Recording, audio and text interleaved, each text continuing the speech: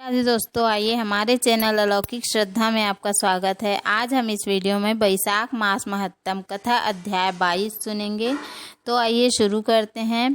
पितरों ने कहा, हम श्रीवत्स गोत्र वाले हैं, पृथ्वी पर हमारी कोई संतान नहीं रह गई, अतः हम श्राद्ध और पिंड से वंचित हैं, इसलिए यहाँ हम नरक का कष्ट भोग रहे हैं। संतानहीन दुरात्माओं के अंधकूप में पतन होता है। हमारे वंश में एक ही महायशस्वी पुरुष है जो धर्म वर्ण के नाम से विख्यात है, किंतु अविरक्त होकर अकेला घूमता फिरता है। उसने गृहस्थ धर्म को नहीं स्वीकार किया। वह एक ही तंतु हमारे कुल में अवशिष्ट है। उनकी भी आयु क्षीण हो जाने पर हम लोग घोर अंधकूप में गिर पड़ेंगे, जहाँ से फिर निकलना कठिन होगा।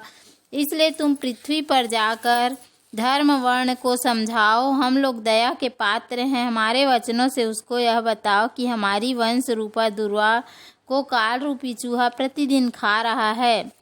क्रमशः सारे वंश का नाश हो गया है, एक तुम ही बचे हो। जब तुम ही भी मर जाओगे तब संतान परंपरा न होने के कारण तुम्हें भी अंधकूप में गिरना पड़ेगा। इसलिए गृहस्थ धर्म को स्वीकार करके संतान की वृद्धि करो। इससे हमारी और तुम्हारी दोनों की ऊर्ध्व गति होगी। यदि एक भी पुत्र वैशाख माघ और अथवा कार्तिक मास में हमारे उद्देश्यों से स्नान, श्राद्ध और दान करेगा तो उससे हम लोगों की ऊर्ध्व गति होगी और नरक से उद्धार हो जाएगा। यदि एक पुत्र भी भगवान विष्णु का भक्त हो जाए तो एक भी एकादशी का व्रत रखने लगे, अथवा यदि एक भी भगवान विष्णु की पापनाशक कथा श्रवण करे तो उसकी 100 बीती हुई पीढ़ियों का तथा 100 भावी पीढ़ियों का उद्धार हो जाता है।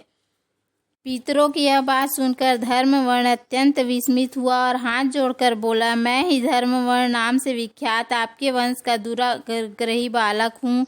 यज्ञ में महात्मा नारद जी का वचन सुनकर कि कलयुग में प्राय कोई भी रसनेन्द्रिय और शिष्णेन्द्रिय को दृढ़तापूर्वक संयम में नहीं रखता, मैं दुर्जनों की संगति से भयभीत हो अब तक दूसरे द्वीपों में घूमता रहा। इस कलयुग के 3 चरण बीत गए, अंतिम चरणों में भी 3.5 भाग व्यतीत हो चुके हैं। मेरा जन्म व्यर्थ बीता है, क्योंकि जिस कुल में मैं जन्म लिया उसमें माता पिता को ऋण को भी मैंने नहीं चुकाया। पृथ्वी के भारभूत उस शत्रुतुल्य पुत्र के उत्पन्न होने से क्या लाभ जो पैदा होकर भी भगवान विष्णु और देवताओं तथा पितरों की पूजा न करे। मैं आप लोगों की आज्ञा का पालन करूँगा। बताइए, पृथ्वी पर किस प्रकार मुझे कलयुग से और संसार से भी बाधा नहीं प्राप्त होगी। धर्मवर्ण की बात सुनकर पितरों के मन को कुछ आश्वासन मिला। वे बोले, बेटा तुम गृहस्थ आश्रम स्वीकार करके संतान उत्पत्ति के द्वारा हमारा उद्धार करो। जो भगवान विष्णु की कथा में अनुरक्त होते, निरंतर श्री हरि का स्मरण करते और सदाचार के पालन में तत्पर रहते हैं, उन्हें कलयुग बाधा नहीं पहुंचाती। जिस घर में शालिक राम और महाभारत की पुस्तक हो उसे भी कलयुग बाधा नहीं पहुंचाती। जो वैशाख मास के धर्मों का पालन करता है, माघ में स्नान तत्पर होता है और कार्तिक में दीप दान देता है, उसे भी कली की बाधा नहीं प्राप्त होती। जो प्रतिदिन महात्मा भगवान विष्णु की पापनाशक मोक्षदायिनी दिव्य कथा सुनता है, जिनके घर में बलि वैश्य व देव होता है, शुभ कारिणी तुलसी स्थित होती है तथा जिसके आंगन में उत्तम गौ रहती है, उसे भी कलयुग बाधा नहीं देता।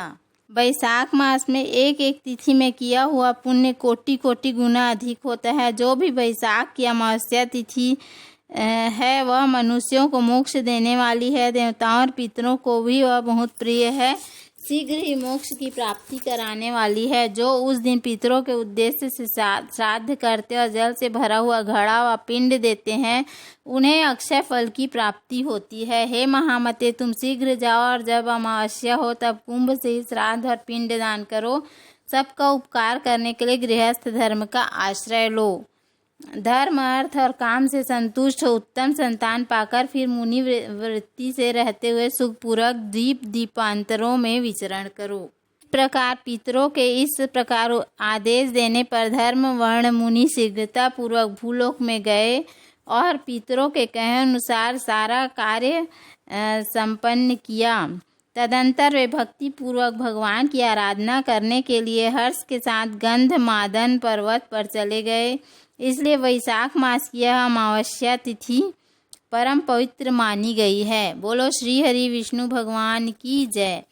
अगली कथा हम कल सुनेंगे। तो उम्मीद है आपको हमारा वीडियो पसंद आया होगा। यदि हमारा वीडियो पसंद आया तो वीडियो को लाइक शेयर और सब्सक्राइब करना ना भूलें। धन्यवाद। राधे राधे।